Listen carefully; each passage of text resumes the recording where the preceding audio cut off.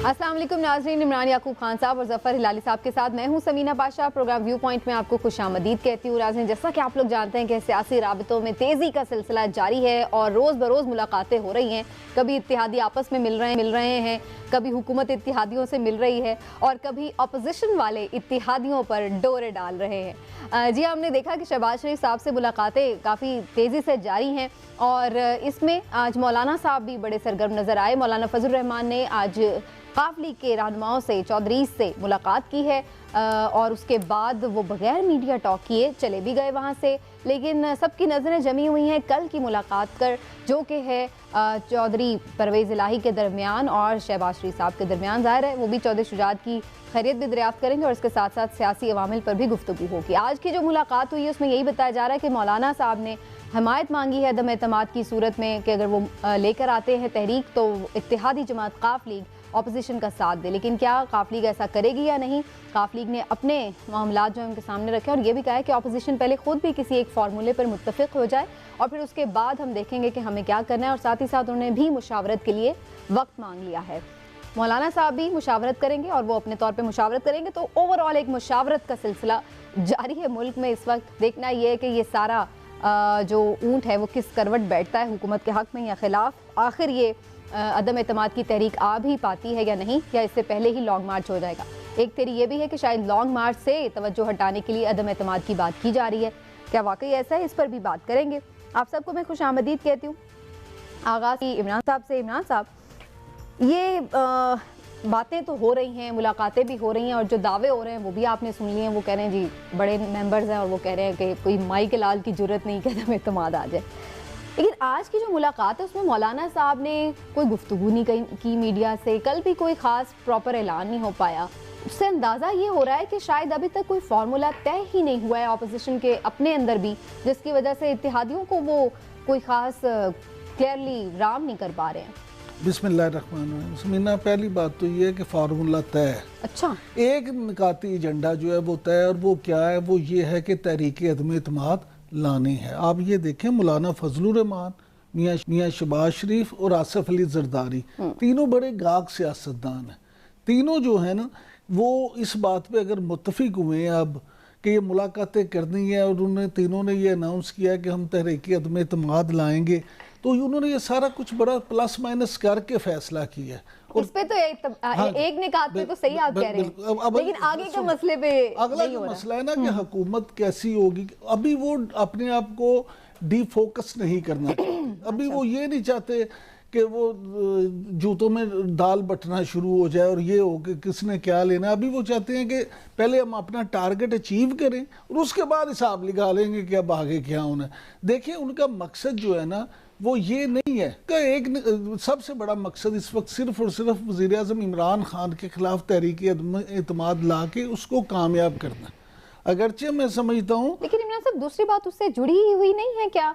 जाहिर है ऐसे थोड़ी होगा कि एक बंदे को हटा दे और आगे कुछ पता ही ना हो कि है होने क्या जा रहा है। समीना, पहले ये तय होगा फिर ही वो हटेंगे। सुने, उसमें पीपल्स पार्टी तो ये चाहती है कि इस तहरीक अदम एतमाद के बाद हुकूमत बने और 1.5 साल का जो अरसा रह गया है वो पूरा किया जाए। लेकिन मुस्लिम लीग नून और मौलाना फजलुर रहमान वो ये चाहते हैं कि तहरीक अदम एतमाद कामयाब हो और उसके बाद अपोजिशन जो है सिर्फ इतनी देर के लिए हुकूमत बनाए कि जिस अरसे में मुनासिब टाइम करके तो इलेक्शन करवा दिए जाएं। अब मामला सिर्फ ये है कि वो इस पे वो मुत्तफिक हैं, पीपल्स पार्टी भी और मुस्लिम लीग नून भी, मौलाना फजलुर रहमान भी, कि चले हम ये बात बाद में भी तय कर लेंगे। असल चीज़ ये है कि हम इस मामले में आके तो अपना असल मकसद से पीछे ना हटें। मैं कल की मुलाकात के हवाले साहब से इंसाइट भी लूंगी, लेकिन पहले मैं हिलाली साहब का कमेंट लूँ। हिलाली साहब, इत्तेहादी खान के साथ खड़े रहेंगे या फिर टूट जाएंगे? क्या कहता है आपका विजडम? देखिए, एक इत्तेहादी तो कहा है कि हम पार्टी के साथ नहीं है, हम रियासत के साथ हैं। तो अगर वो टूट के चले गए तो आपको पता चलेगा तो फैसला हो गया है। मगर मैं आपको बताता हूँ, देखिए ये सब जो हो रहा है ये क्यों हो रहा है, अवाम को बताएं ना ये क्यों हो रहा है। और वो 3 वजह है जो ये सब ड्रामा हो रहा है। नंबर 1, शहबाज शरीफ, आसिफ अली जरदारी और फजलुर रहमान साहब, इनमें एक चीज कॉमन है, नैब तीनों के पीछे लगा हुआ है। دوسری بات، اگر آپ اس گورنمنٹ کو نکال دیں تو وہ بچ جاتے ہیں. بھئی یہ زندگی اور آزادی کی بات ہے، یہ جیل اور زندگی کی بات ہے. یہ گورنمنٹ کو نکالو اور یہ 3 بچ جائیں گے جیسے اب تک بچے رہے ہیں. دوسری بات، جب گورنمنٹ چلے جائے گی تو پہلی چیز کیا ہوگا؟ وہ کہیں گے کہ ای وی ایمز کو نکالو، الیکٹرانک ووٹنگ مشینز کو ختم کرو. اس لیے نون اور پی پی پی جیسے الیکشن کو رگ کرتے ہیں. کوئی اور 2 پارٹیز نہیں ہیں جو الیکشنز کو اس طریقے سے رگ کر سکتے ہیں. اور وہ حالانکہ ای وی ایمز کی گڈ پوائنٹس اور ای وی ایم کے بیڈ پوائنٹس دونوں جو ہیں، اگر ان کو آپ چھوڑ دیں تو سب پارٹیز پہ وہی امپیکٹ ہوتا ہے. مگر نہیں، یہ برداشت نہیں کر سکتے. یہ چاہتے ہیں کہ دھاندلی ہو، یہ جانتے ہیں دھاندلی کیسے کرنا. 40 سال سے دھاندلی کرتے ہوئے آ رہے ہیں. تیسری بات، یہ کیوں؟ دیکھیے، اگر یہ نو کانفیڈنس موشن ہو گیا، آپ سمجھ سکتے ہیں کہ پاکستان کی کیا حالت ہوگی. ڈی سٹیبلائزیشن کتنا ہوا ہوگا. پہلی چیز، یہ لوگ آ کے کہیں گے آئی ایم ایف کو ہم نہیں مانتے یہ جو تم نے شرطیں لگائیں. آئی ایم ایف کہے گی اچھا بچو آؤ بیٹھو، اب تمہاری کیا حالت ہے، ویسی حالت ہے تو وہی شرط لگائیں گے، اور اس سے بری ہے تو اور بھی تگڑا شرط لگائیں گے. تو کیا یہ مانیں گے کہ نہیں مانیں گے؟ اگر یہ مان جائے تو ان کو بھی یہی گالی ملے گی. پھر پوری دنیا کہے گی یہ کیا ہے انہوں نے، اتنا شور کرتے تھے مگر وہی شرط اس سے سخت شرط مان گئے. تو دیکھیے، جائیں گے چائنا کے پاس، وہ کہیں گے اچھا آپ کتنے دیر، وہ 1 سال کے لیے، وہ اچھا ٹھیک ہے چلیے، آئندہ جو گورنمنٹ آئے گا اس کے ساتھ ہم سیریسلی بات کریں گے. اس لیے آپ کے ساتھ تو سیریسلی ہو نہیں سکتا ہے نا، آپ 9 مہینے کے بعد تو الیکشن ہونے والا ہے. پھر کیا ہوگا؟ سی پیک 2 کو کیا ہوگا؟ کیا روس کیا کہے گا کہ ہاں بھائی تم ہی ٹھیک ہے، بھائی تمہارے کو تو ہم جانتے ہی نہیں ہے، تم نیکسٹ چلو ہم بھی ٹھہرتے. میں آپ کو بتا رہا ہوں اٹ ول بی کیوس. صاحب آپ نے تو بڑی دور کی منظر کشی کر دی ہے. یہ تو تب ہوگا اگر یہ پہلے یہ ڈیسائیڈ تو کر لیں، یہ پہلے ڈیسائیڈ تو کر لیں کہ 9 مہینے یا 1.5 سال انہوں نے ہی سیاست کرنی ہے. یہ تو یہ بھی سوچ رہے ہیں. ایک فارمولا جو ہلالی صاحب اس پر ہے نا، 1 سیکنڈ بات سن لیجیے نا، وہ یہ بھی ہے کہ جب یہ عمران خان صاحب کو ہٹائیں تو 90 دن کے اندر الیکشنز ہو جائیں، تاکہ جو آگے گورنمنٹ آئے وہ پھر پورے ٹینیور کے لیے آئے اور وہ اپنی ٹرم کے لیے اپنی طریقے سے آگے گورنمنٹ کو چلائے، نہ کہ ان کا کوئی بوجھ انہیں آگے لے کے چلنا پڑے. یہ ان کا خیال ہے. تو زیادہ جو امکان ہے وہ اس کے اوپر ہے، جبکہ زرداری صاحب چاہتے نہیں ہیں کہ مدت سے پہلے اسمبلی تحلیل ہو. بنیادی کانفلکٹ اس وقت یہ چل رہا ہے بیچ میں.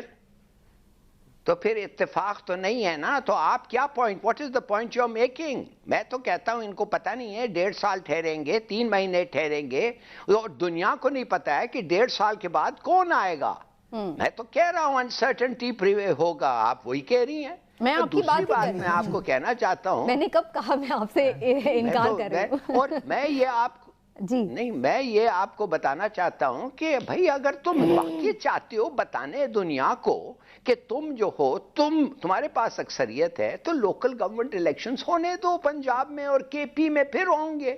ارے بھئی اگر ہو جائیں اور آپ اس میں کامیاب ہوتے ہیں تو کچھ تو آپ کے پاس ہوگا جا کے کہنا کہ نہیں ہم اور بھی تگڑے ہو گئے ہیں. نہ وہ الیکشنز ہو رہے ہیں نہ کچھ ہو رہے ہیں. دیکھیے یہ بچنا چاہتے ہیں جیل سے.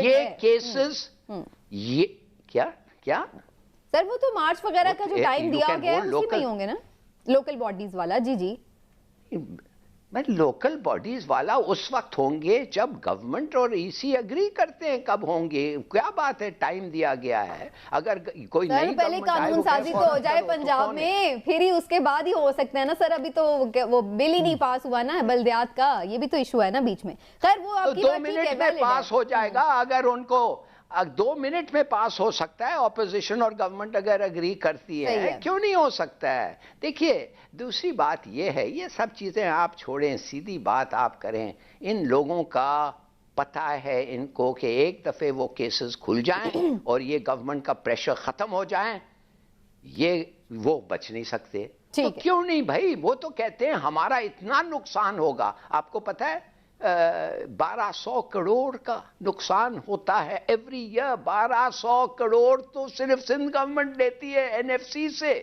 آپ سمجھتے ہیں ایک منٹ کے لیے کہ وہ ایک دن پہلے جائیں گے؟ بالکل نہیں جائیں گے. وہ کہیں گے پورا 1.5 سال ہم پورا ٹرم اپنا کمپلیٹ کرتے ہیں. بے شک نو کانفیڈنس موشن اگر عمران خان کو نکال بھی دیا جائے، وہ انہوں نے تو نہیں ڈیزالو ہونا ہے. وہ کہیں گے ہم تو پورا اپنا 1.5 سال تو بالکل ٹھیک ہے. تو چلیے آپ کو یہ نظر آ رہا ہے کہ ان کے درمیان بیسک کانسیپٹ ہے، کانفلکٹ ہے بیسک ان کا. ٹھیک ہو گیا.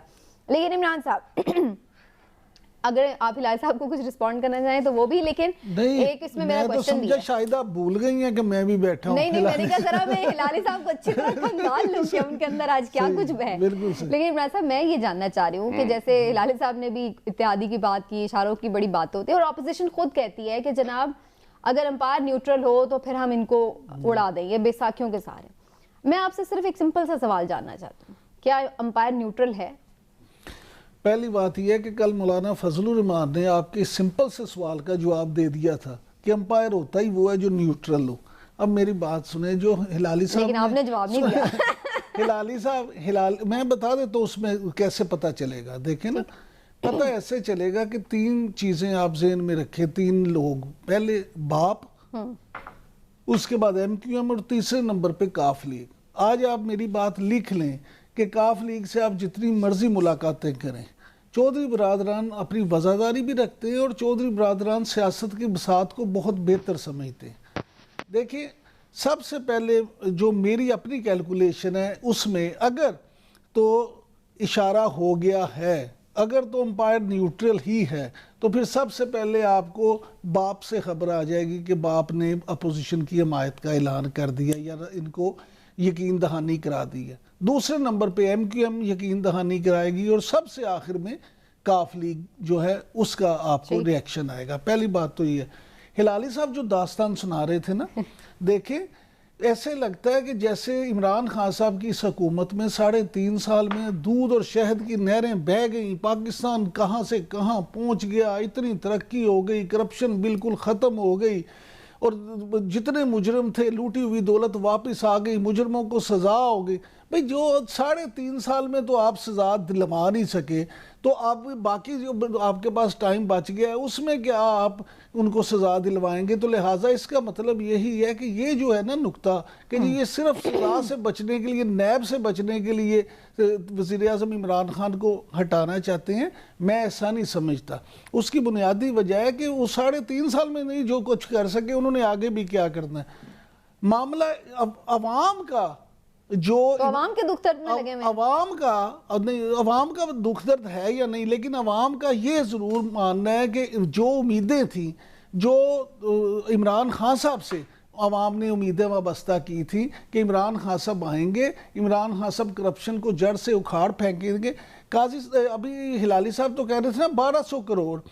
یہاں عمران خان صاحب خود پتہ ہے آپ کو کیا کہتے تھے کہ کتنے ہزار کی روز کی کرپشن ہوتی ہے. اگر وہی انہوں نے کرپشن روک لی ہوتی تو آج ہمیں باہر سے ادھار نہ لینا پڑتا، باہر سے جا کے IMF کی سخت شرائط جن کا ہلالی صاحب ذکر کر رہے تھے ہمیں وہ نہ ماننا پڑتی. لہٰذا میں یہ سمجھتا ہوں کہ اگر پچھلے لوگ پرفارم نہیں کر پائے تو معاف کیجئے گا، عمران خان صاحب بھی ان کی حکومت میں اس طرح سے پرفارم نہیں کرتے. یہ سارے جو ملاقاتیں کر رہے ہیں، پھر آپ کہہ رہے ہیں کہ یہ نیب کے ڈر کی سزا کی وجہ سے نہیں کرے، اوکے، پھر کیا یہ عوام کے مفاد کے لیے کر رہے ہیں؟ کیوں کر رہے ہیں؟ دیکھیں بات یہ سیاست کس چیز کا نام ہے.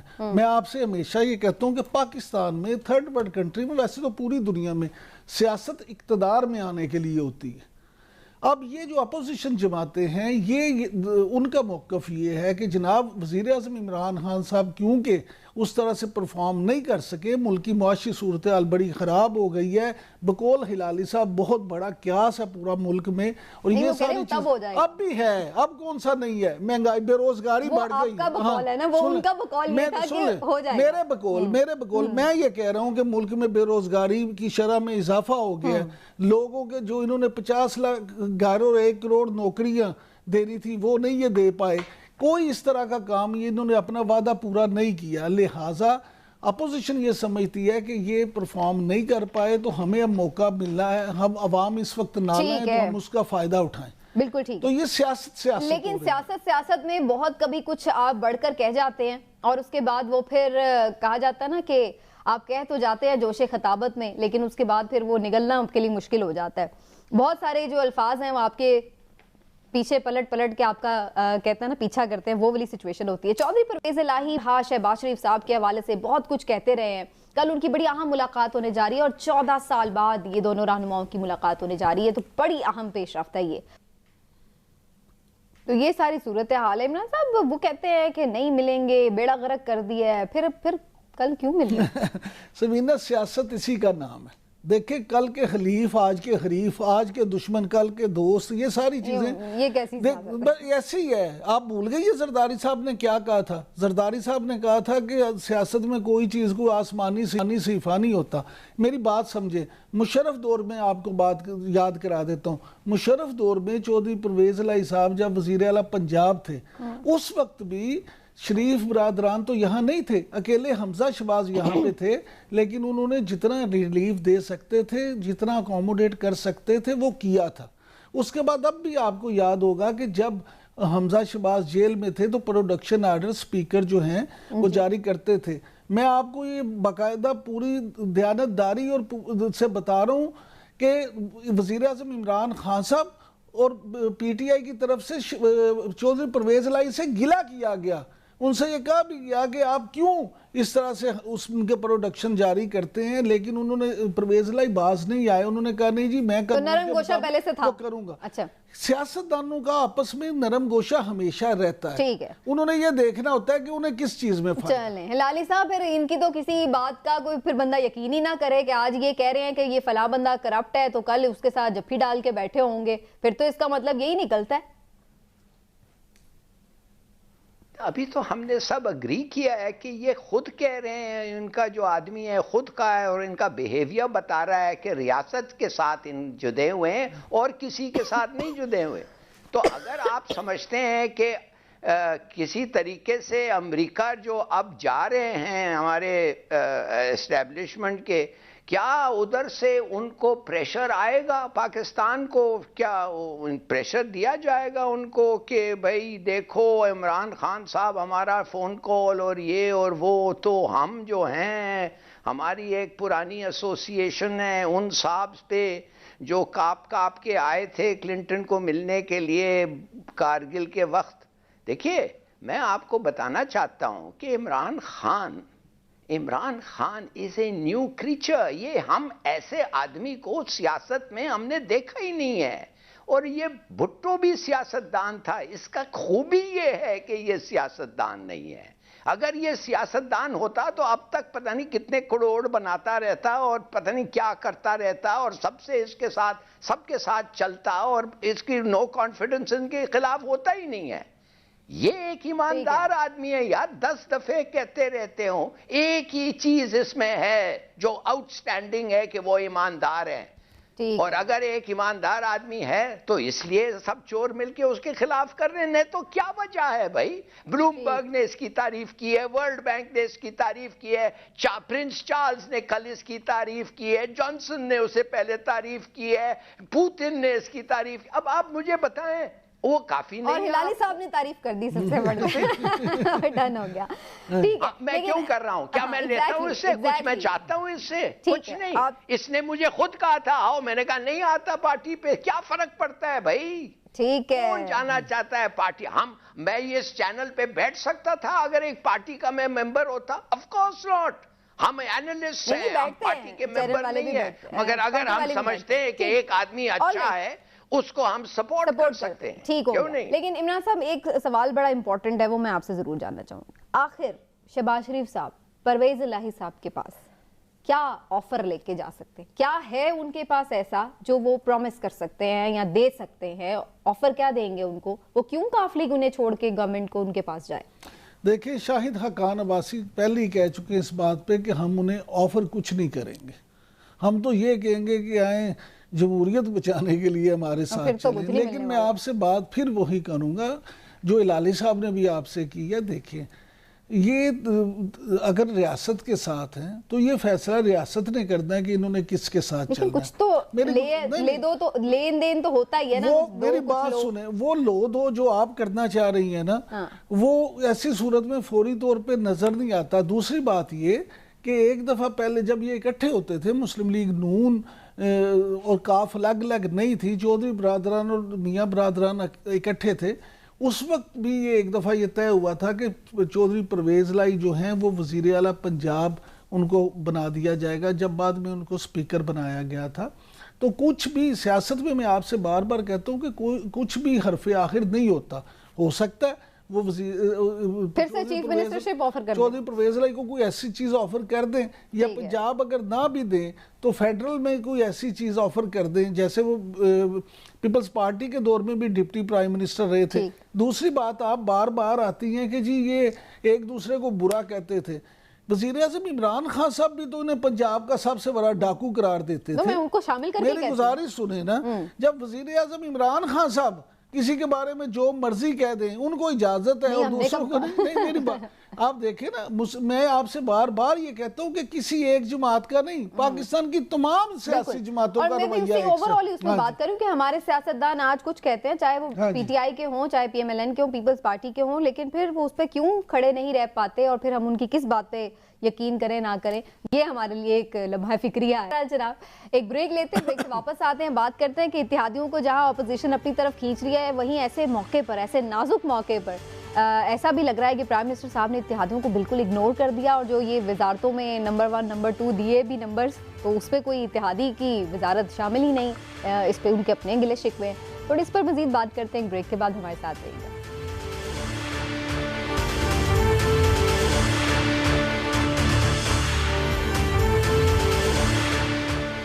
کل بھی ہم اس پر بات کر رہے تھے، مختلف وزراء کو نمبر 1 نمبر 2 سرٹیفکیٹس دیے گئے ہیں پرفارمنس کی بیس پر، اور اس پر نہ صرف یہ کہ حکومت کے اپنے جو وزراء ہیں کچھ خفا سے ہیں، بلکہ اس کے ساتھ ساتھ اتحادیوں کے جو وزراء ہیں ان کی جانب سے بھی کچھ شکوے شکایات کیے گئے ہیں کہ جناب یہ کیا آپ لوگوں نے کیا، ہمارے وزراء کو تو بالکل آپ نے سائیڈ لائن کر دیا، ان کی کوئی اپریسیشن نہیں ہوئی ہے۔ تو ایسے نازک ٹائم پہ کہ جب اپوزیشن جو ہے وہ محاذ کھڑا کر رہی ہے حکومت کے خلاف، حکومت اتحادیوں کے کیوں شکوے مول لے رہی ہے، جبکہ ہم کل یہ بھی دیکھ رہے تھے کہ جو باپ پارٹی ہے ان کی جانب سے بھی کہا گیا کہ ہمیں نمائندگی نہیں دی گئی کیبنٹ میں۔ تو اس پر بھی تھوڑی گفتگو کر لیتے ہیں۔ عمران صاحب کل تو ہم کارکردگی کے حوالے سے تو بات کر رہے تھے، کرائیٹیریا ہونا چاہیے، آج میں نے ویسے فواد چودھری صاحب کو بھی سنا، وہ بھی یہ کہہ رہے تھے کہ اچھے سے کمیونیکیٹ نہیں کر پائی گورنمنٹ کہ کیا کرائیٹیریا تھا، جس کی وجہ سے ایسی بلا وجہ ایک تنقید بن گئی ہے۔ لیکن بہرحال آپ سمجھتے ہیں کہ وزراء کو دینا اور اس کے بعد پھر اتحادیوں کو نہ دینا یہ بھی ایک کانفلکٹ کا باعث بن گیا؟ دیکھیں تحریک انصاف کے پورے دور حکومت میں آپ دیکھ لیں 3.5 سال میں سب سے بڑا مسئلہ کیا رہا ہے؟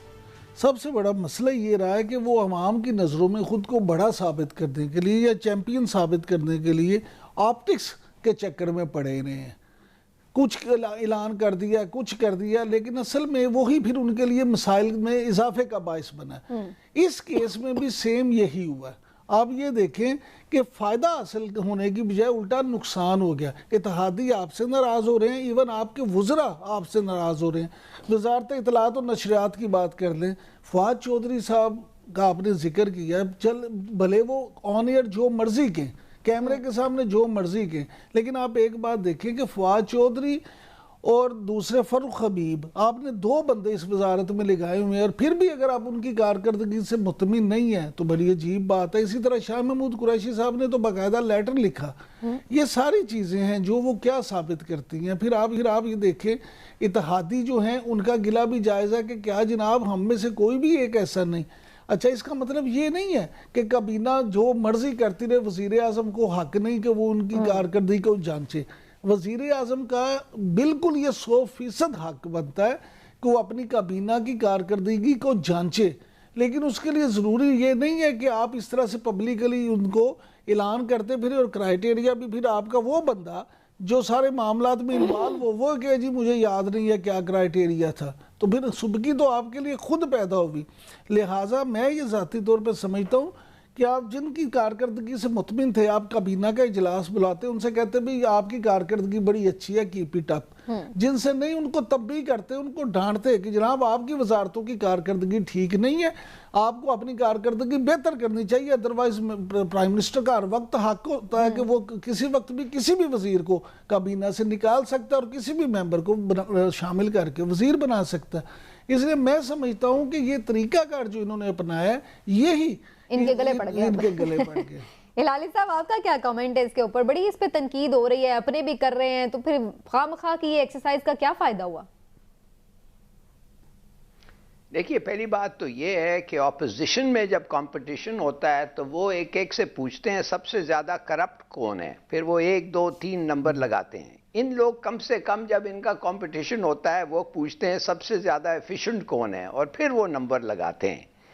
چلے میں سمجھتا ہوں کہ اس کی کوئی خاص ضرورت نہیں تھی پبلکلی، مگر میں یہ بھی سمجھتا ہوں کہ دیکھیے سٹاف کو اگر آپ انسینٹیو دے رہے ہیں، شاید پیسے تھوڑا سا بڑھا دیں، ان کو چھٹی زیادہ دے دیں، تو یہ کمپیٹیٹیونیس کا انکریز جو ہوتا ہے بڑی اچھی بات ہے. اور اگر ان کو آپ پبلکلی ریکگنائز کر کے کہتے ہیں ہاں اس مقابلے میں آپ کی ایفیشنسی بھی اچھی نکلی ہے اور آپ کو ہم 1 دن چھٹی دے دیتے ہیں، 2 دن چھٹی دیتے ہیں، وہ بھی تھوڑا سا اسپرٹ لفٹ ہو جاتا ہے. اب جو لوگ، میں تو حیران ہو گیا ہوں، منسٹرز پہ خط لکھ رہے ہیں یار. جی، اور جنہوں نے خط لکھا ہے ہلالی صاحب وہ ہمارے ساتھ بھی ہیں. ظفر ہلالی صاحب، شاہ محمود قریشی صاحب اس وقت ہمارے ساتھ ہیں. وجہ کیوں لکھا بھائی؟ ہاں میں ابھی پوچھتی ہوں ان سے، بالکل وہ بتائیں گے کہ خط کیوں لکھا انہوں نے. شکریہ بہت شاہ محمود قریشی صاحب، ویلکم کہتی ہوں آپ کو شو پر. جی شکریہ. ہلالی صاحب تو کہہ رہے ہیں کہ پہلے وہ جاننا چاہ رہے ہیں کہ آخر آپ نے پرائم منسٹر کو خط کیوں لکھا، کس بات کی تشویش ہوئی آپ کو کہ نمبر ٹاپ 10 میں آپ شامل نہیں ہوئے؟ خط لکھا سمجھنے کے لیے. دیکھیے پہلی بات تو یہ ہے کہ یہ ایک اچھی روایت ہماری پارٹی نے قائم کی ہے جس سے کہ ایک ہیلتھی کمپٹیشن ہوگا، لوگوں کو بینچ مارکس ملیں گے، ان کو اچیو کرنے کی لوگ اپنی کوشش کریں گے. یہ سب پازیٹیو چیزیں ہیں کیونکہ گڈ گورننس ہمارا آبجیکٹو ہے. اب اس کے اندر جو پہلے بتایا گیا تھا کہ یہ کوانٹیٹیو ہیں، بینچ مارکس ہیں، ان کو اچیو کرنا ہے، پھر اس میں ایک 30% آ گیا جو پیئر ریویو کمیٹی ہے اس کی ڈسکشن پر. تو سمجھنے کی ضرورت یہ تھی کہ وہ پیئر ریویو کمیٹی جو ہے اس کا کرائیٹیریا کیا ہوگا، اس کی ٹیو آرز کیا ہوں گے، کیونکہ یہ ایک مسلسل پروسیس ہے، یہ ایک دفعہ سے نہیں ہوا. اگلے کوارٹر کا ہوگا، اگلی 6 ماہ کا ہوگا، تاکہ سب کو علم ہو اور اس کے مطابق وہ کام کریں. ٹھیک، تو اب آپ مطمئن ہیں شاہ محمود قریشی صاحب؟ آپ کو یہ تو نہیں لگ رہا کہ کوئی زیادتی ہوئی ہے آپ کے ساتھ؟ نہیں مطمئن نہیں. یہ ایک گائیڈنس کے لیے ہے، رہنمائی کے لیے ہے.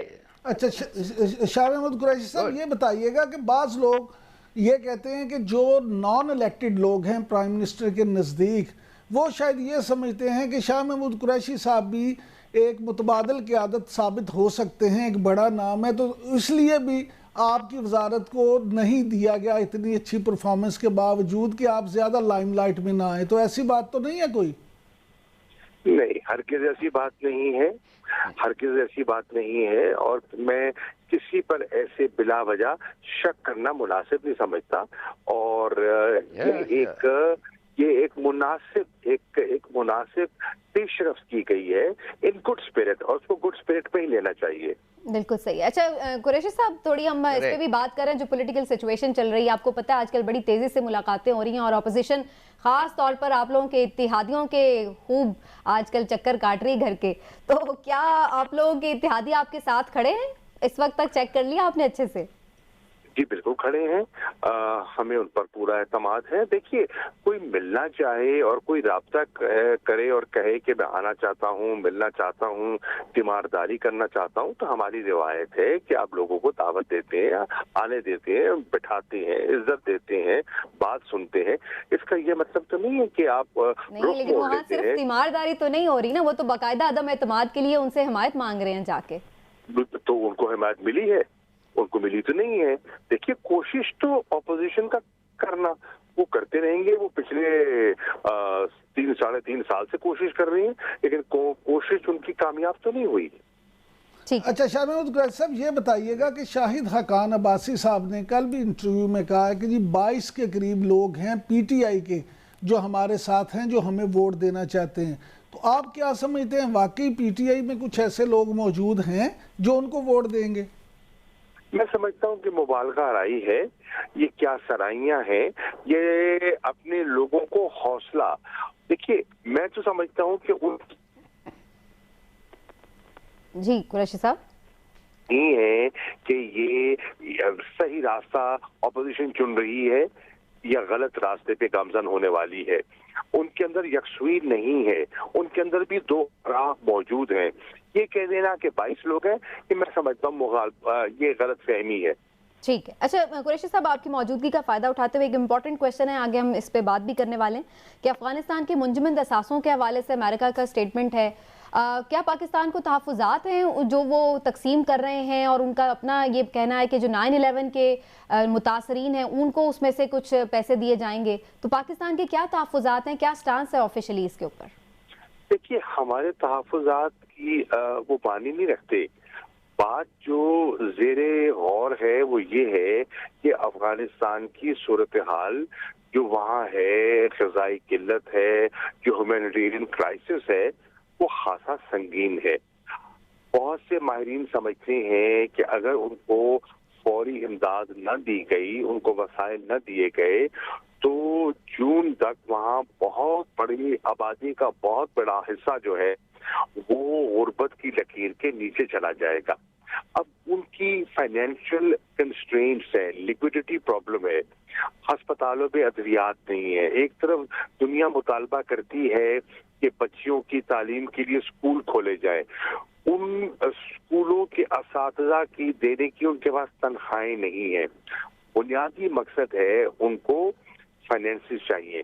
अब वो मुतालबा करते आए हैं और पाकिस्तान भी कहता आया है, और अभी जो 19 दिसंबर को OIC का इजलास हुआ था इस्लामाबाद में फॉरेन मिनिस्टर्स का, उन सब ने ये कहा कि इन फंड्स को अनफ्रीज किया जाए, जो मुंजमद है इनको दस्तयाब किया जाए, ताकि अफगानिस्तान का जो ह्यूमैनिटेरियन क्राइसिस है उसको उससे महफूज किया जाए। अब उन्होंने कुछ फैसला किया है कि फंड्स को अनफ्रीज करने का, लेकिन उनकी जो जरूरियात है ना वो बहुत है, और ये पैसा उनकी ये राय है कि ये पैसा तो अफगानों का है, उनके सेंट्रल बैंक के रिजर्व्स हैं।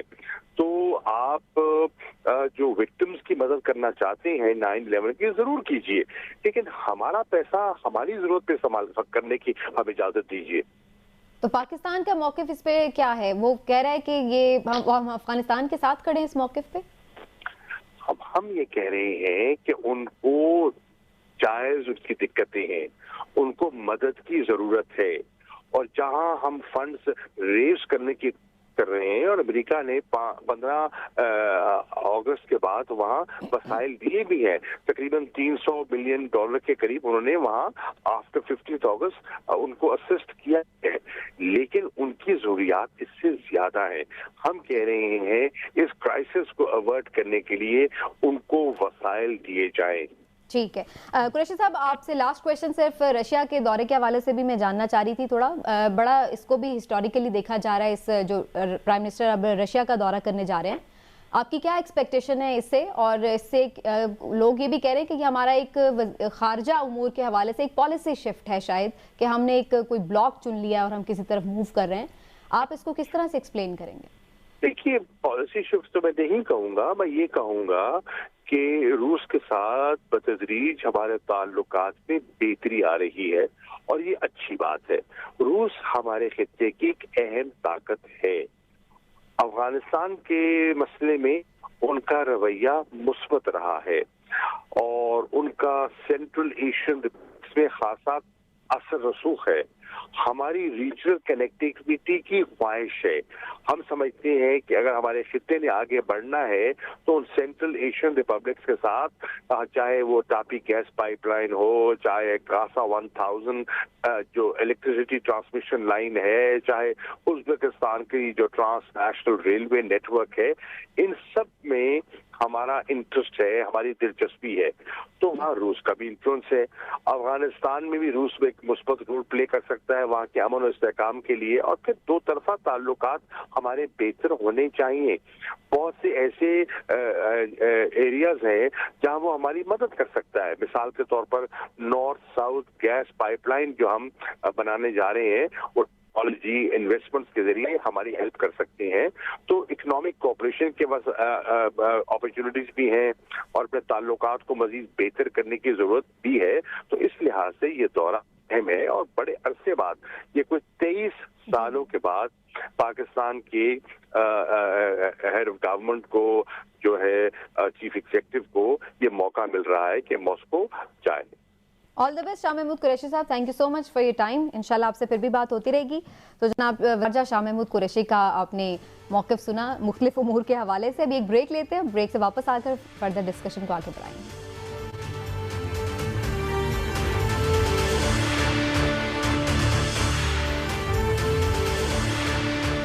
ویلکم بیک ناظرین. بریک پر جانے سے پہلے وزیر خارجہ شاہ محمود قریشی صاحب سے تفصیلی گفتگو ہو رہی تھی. افغانستان سے متعلق بھی میں نے ان سے سوال کیا جب, تو ان کا یہ کہنا تھا کہ بالکل افغانستان میں جو صورتحال ہے اس کی وجہ سے پوری ہی دنیا کو تشویش ہے کہ وہاں پر لوگ جس قسم پرسی کی حالت میں ان کی مدد ہونی چاہیے, اور پاکستان تو تھرو آؤٹ اس حوالے سے بار بار اپنی آواز بلند کر رہا ہے.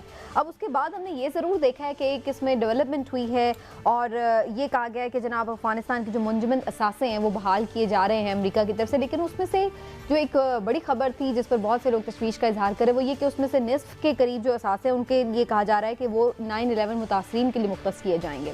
اس کے حوالے سے کافی کوشچن ہو رہے ہیں کہ جناب جب وہاں پہ وہ ان کے اکاؤنٹس کے پیسے تھے تو ان کو کیسے, امریکنز کو کیسے مل سکتے ہیں. تو کیا اس پر ہونا چاہیے, کیا نہیں ہونا چاہیے, کیا اس پر پاکستان کا موقف ہونا چاہیے. شاہ محمود قریشی صاحب کا تو ہم نے سن لیا, لیکن میں اپنے ایکسپرٹس کی اس پہ اوپینین ضرور جانوں گی. ہلالی صاحب پہلے آپ کی طرف آتے ہوئے, امریکہ یہ فیصلہ کیوں کر رہا ہے؟ اگر یہ اثاثے بحال کر ہی رہا ہے تو پھر سارے افغانستان کو کیوں نہیں دیے جا رہے پیسے, جبکہ کہا جا رہا ہے کہ وہ کچھ 9/11 کی جو افیکٹیز ہیں ان کو بھی دیے جائیں گے. اس لیے کہ امریکن چور ہیں. انہوں نے آدھے پیسے لے کے 19 سعودی عربینز نے جا کے نیو یارک پہ بم کیا ہے. 2000 امریکن کو 19 سعودیوں نے مارا ہے, اور یہ لے رہے ہیں افغان پیسے ان کو کمپنسیٹ کرنے کے لیے. یہ کس قسم کے ریاکشن ہے بھائی؟ یہ تو پاگل پن ہے. یہ تو آپ سزا دے رہے ہیں افغانیوں کو. کیا تھا ان کا کہ وہ آپ کے خلاف لڑیں اور آپ کو شکست ملا ہے اور آپ کو واپس جانا پڑا ہے؟ یہ ہے تمہارا طریقہ. دوسری بات, وہ کہتے ہیں کہ ہم 3 بلین دے رہے ہیں ان کے کھانے, ان کے ریلیف کے لیے. تو اب پڑھے تو صحیح وہ آرٹیکل جو نیو یارک ٹائمز میں آیا تھا فرنٹ پیج پہ. مہینوں کے لیے 7-8 مہینے وہ ملے گا نہیں. کیوں؟ انہوں نے جان بوجھ کے اتنا کمپلیکیٹ کیا ہے بیوروکریسی کو کہ وہ 6 مہینے تک نہیں ملے گا ان کو. کیوں؟ اور اس 6 مہینے کے دوران میں جو لوگ مریں گے بچے اور وہ نا, اور یہ نہیں ہے کہ وہ پاورٹی لائن کے نیچے آ گئے ہیں, کھانا نہیں ہے بھائی, سٹارویشن ہے. تو کیا آپ سمجھتے ہیں وہ لوگ جو مریں گے وہ کس کی ذمہ داری ہوگی؟ بائیڈن کا ذمہ داری ہوگا. تو میں آپ کو بتانا چاہتا ہوں, میں نے ایسا کبھی سنا ہی نہیں ہے کہ کسی ملک کا پورا پیسے تم چوری کرتے ہو پھر آدھا تم دے دیتے ہو. نیو یارک میں جو سعودیوں نے تمہارے امریکنوں کو مارا تھا اور باقی پیسے 6 مہینے کے بعد آپ ریلیز کرتے ہیں کھانے کے. جب لوگ مر رہے ہیں, آج مر رہے ہیں, ہے فیمن. آپ دیکھیں 1,40,000 لوگ بھاگ کے پاکستان آ گئے ہیں. ہم بتاتے نہیں ہیں, ہماری گورنمنٹ نہیں بتا رہی, پتہ نہیں کیوں. اور کھڑے ہوئے ہیں, پکچرز دیکھ رہے ہیں ہمارے بارڈر پہ, عورتیں وہ بیچارے بیٹھے ہوئے ہیں کہ کسی طریقے سے ہم اندر گھسیں. کیوں؟ ادھر بحث تو نہیں ہے. وہ اس لیے آ رہے ہیں کھانے کے لیے, پینے پانی کے لیے, رہنے کے لیے, زندہ رہنے کے لیے آ رہے ہیں. اور یہ امریکہ کر رہا ہے ان کے پیسے کے ساتھ. It is shameful, shameful. Imran صاحب جتنے پیسے ملیں گے کیا اس سے افغانستان کی صورتحال میں کوئی بہتری کا امکان نظر آتا ہے آپ کو؟ پہلی بات تو یہ سمینا کہ مجھے یہ لگتا ہے کہ امریکی صدر نے اپنی طرف سے نا ڈپلومیٹک پلے کرنے کی کوشش کی ہے. انہوں نے کہا کہ ایک تو وہ آدھے پیسے ریلیز کر کے تو یہ چیمپئن بن جائیں کہ دیکھیں جی ہم نے تو انسانی ہمدردی کی بنا پہ یہ آدھے پیسے ریلیز کر دیے, حالانکہ ہم تو کرنا ہی نہیں تھے چاہتے یہ وہ. اور دوسرا اپنی اندرونی جو سیاست ہے ان کی ڈومیسٹک پالیٹکس, اس میں انہوں نے اپنے سکور بنانے کے لیے کہہ دیا کہ دیکھا جی 9/11 جو تھا اس کا اپنے جتنے متاثرین ہیں آدھے پیسے ہم ان کو دے دیں گے. دیکھیں جو آپ کا سوال ہے, اگر امریکہ پورے پیسے بھی دے دے تو میں نہیں سمجھتا کہ افغانستان کے جتنے مسائل ہیں اس پورے پیسوں سے بھی حل ہو جائیں.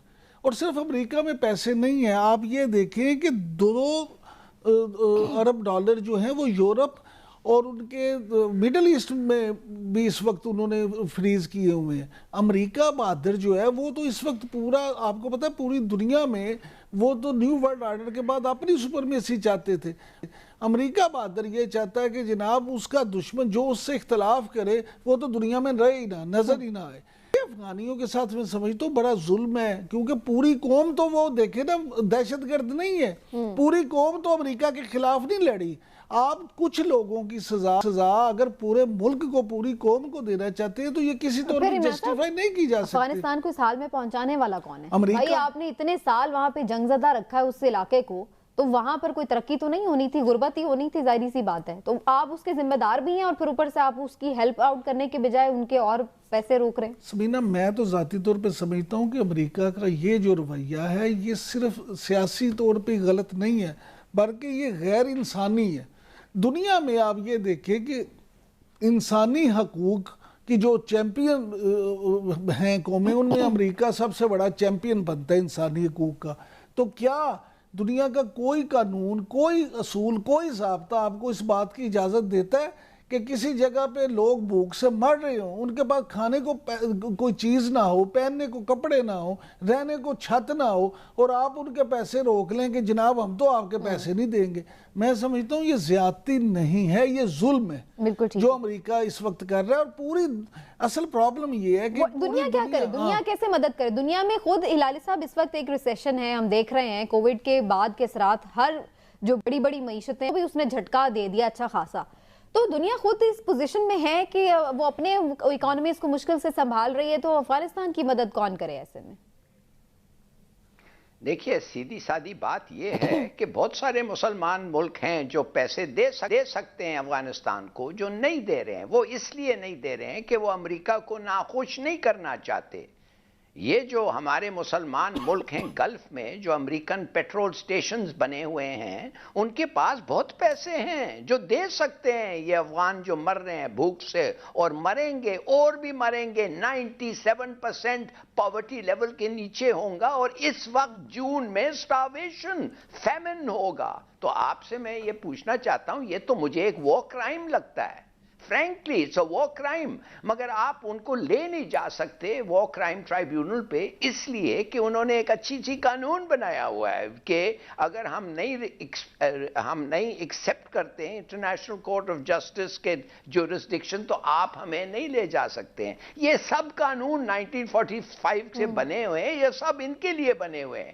IMF اور ورلڈ بینک اور بریٹن ووڈز, جس کی لاٹھی ہے اسی کی بھینس ہے, قانون بھی انہی کے لیے ہیں. لیکن ہلالی صاحب اس میں پاکستان کو کیا کرنا چاہیے؟ آپ نے خود ایک بڑی امپورٹنٹ بات کی ہے کہ پاکستان پر اس کا الٹیمیٹلی بوجھ آئے گا, بہت سارے مہاجرین آئیں گے, اور ظاہر ہے کہ ہمیں بھی اس کی وجہ سے بوجھ ہماری معیشت پہ بھی پڑتا ہے. تو پھر پاکستان اس سلسلے میں کیا کرے؟ ہمارے پاس خود بھی اتنے پیسے نہیں ہیں کہ ہم وہاں پہ ہی رہتے ہوئے ان کی مدد کر دیں. What should we do? دیکھیے میں آپ کو بتاتا ہوں کہ ہم ان کے ہمسائے ہیں, اور ہمارا کوئی لڑائی نہیں ہے عورتوں اور بچوں کے ساتھ. ہمارا لڑائی ضرور ان افغانوں کے ساتھ ہے, اور خاص طور ابھی بھی یہ جو افغان ہیں ادھر جو پاکستان کے خلاف ٹیررسٹ آپریشنز کرتے ہیں, جو گورنمنٹ ہے افغانستان میں اس وقت ان کو روک نہیں پاتی ہے. حالانکہ ان کو کہا گیا ہے کہ تم روکو, اور انہوں نے وعدہ کیا ہے ہم روکیں. چلیے اس وقت وہ کہتے ہیں کہ ہم اس لیے نہیں روک سکتے ہیں کہ ہم نئے ہیں, ہمارے پاس سب چیز نہیں ہے. مگر ہمارا فرض ہے, یہ ایک انسانی فرض ہے. ٹھیک ہے, ہم عورتوں اور بچوں نے کیا کیا ہے؟ Not at all. ہمیں مدد کرنا چاہیے, مگر ہم جتنا کر رہے ہیں وہ دوسروں جو ہمارے سے 10 گنا زیادہ امیر ہیں ان سے زیادہ ہے. بالکل ٹھیک ہے, وہ نہیں کر رہے جو مزید کر سکتے ہیں. یہ بالکل بالکل. عمران صاحب کچھ چند سیکنڈ اگر آپ نے کچھ کہنا ہے, ورنہ پھر میں کلوز. دیکھیں صرف یہی بات ہے کہ پوری دنیا کچھ نہ کرے, صرف کرے کہ اقوام متحدہ کے ضمیر کو جھنجھوڑے. یونائٹڈ نیشن کو جھنجھوڑے کہ خدا کا واسطہ جو یونائٹڈ نیشن آپ نے ادارہ بنایا ہے یہ عملاً بھی کچھ کر لے. بالکل ٹھیک ہے, اپنی ذمہ داریاں ادا کرنی ہوں گی, کیونکہ افغانستان میں انسانی المیہ جنم لے رہے ہیں, اور الٹیمیٹلی پھر یہ ساری صورتحال نہ صرف یہ کہ پاکستان کے لیے مشکلات کا باعث بنے گی, دنیا کے لیے بھی بن سکتی ہے. تو دیکھنا ہوگا کہ اس سلسلے میں کیا وائز ڈیسیژن سامنے آتا ہے یا نہیں. آج کے پروگرام سے ناظرین اتنا ہی, کل انشاءاللہ پھر آپ سے ملیں گے. اپنا خیال رکھیے, اللہ حافظ.